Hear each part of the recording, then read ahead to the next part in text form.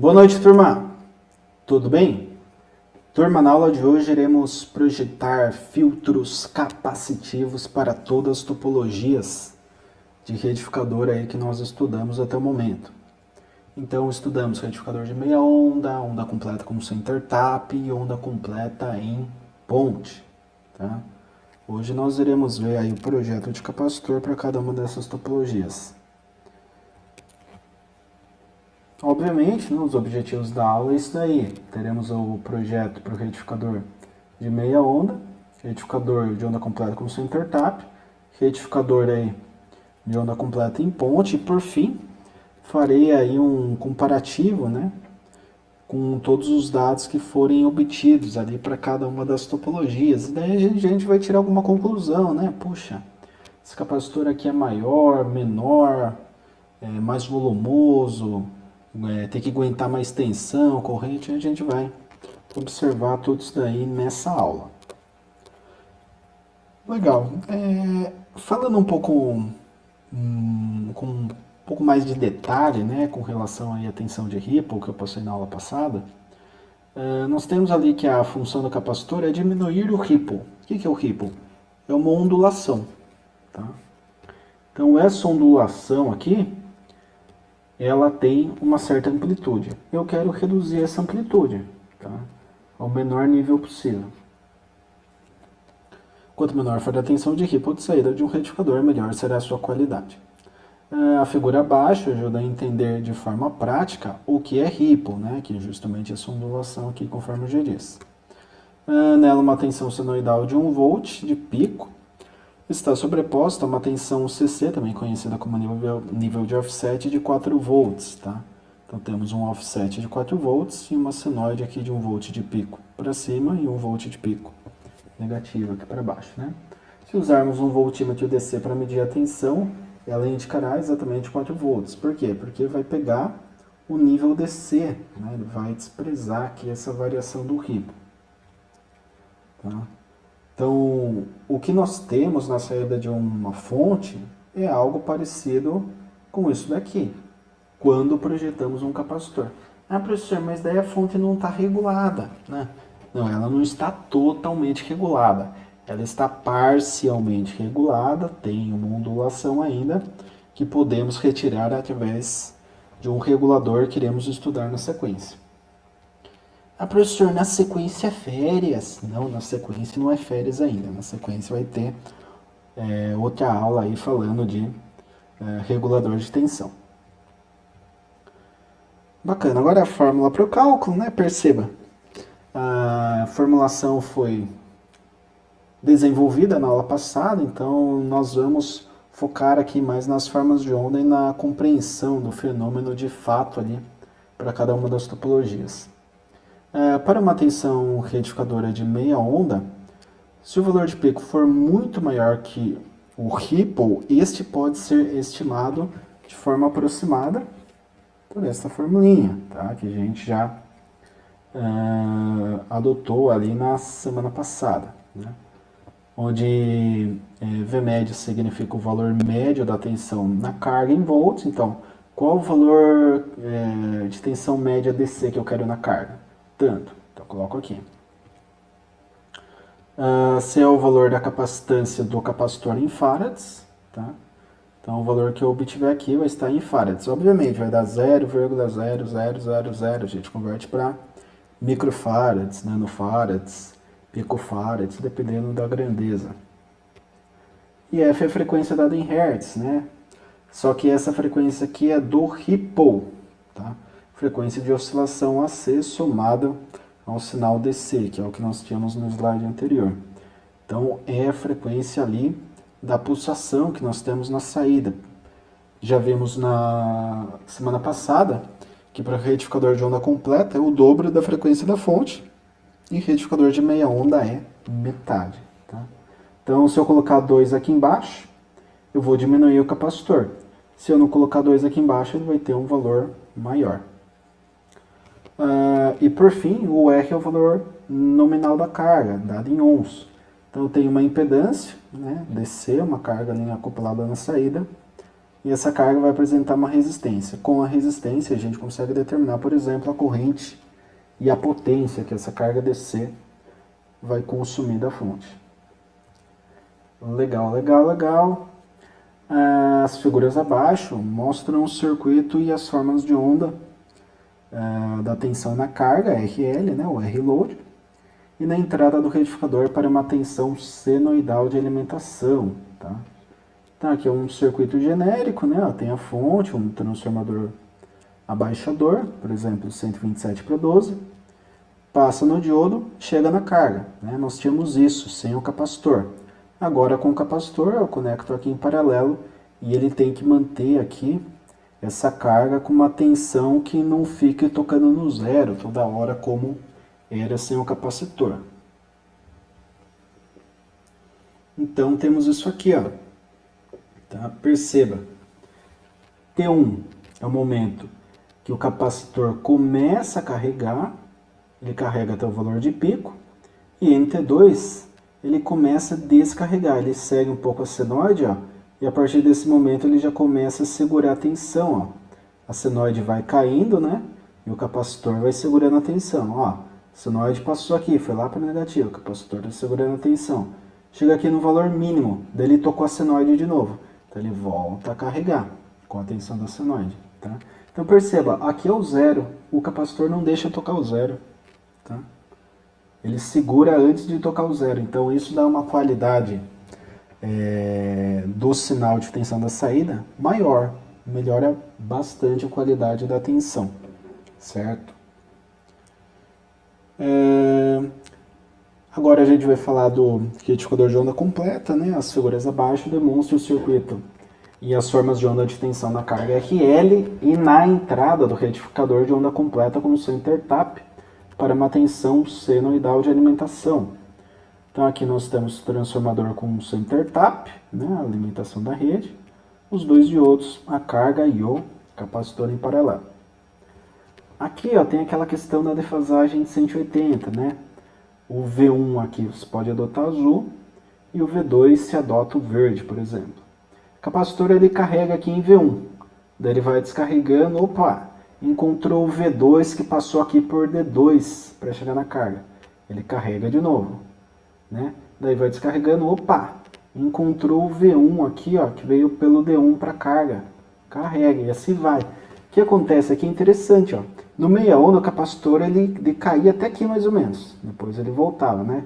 Aliás, ele vinha decaindo aqui, ó, tocava no azul de novo, daí voltava, carregar, daí vinha decaído, tocava no azul. Agora tem a verde aqui no meio do caminho, ó, o capacitor vai tocar na azul, não, bateu da verde, já recarrega. Vai tocar na verde? Não, tem azul, recarrega.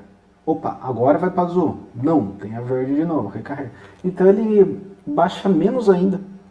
Então o valor de ripple aqui para o mesmo capacitor e a mesma tensão, né, é muito menor, porque eu tenho uma qualidade maior do sinal de saída, graças à topologia do retificador de onda completa com center tap. Mas ainda temos a topologia do retificador de onda completa em ponte. Tá? A topologia é essa daqui, né? São 4 diodos, o capacitor em paralelo com a carga. Né?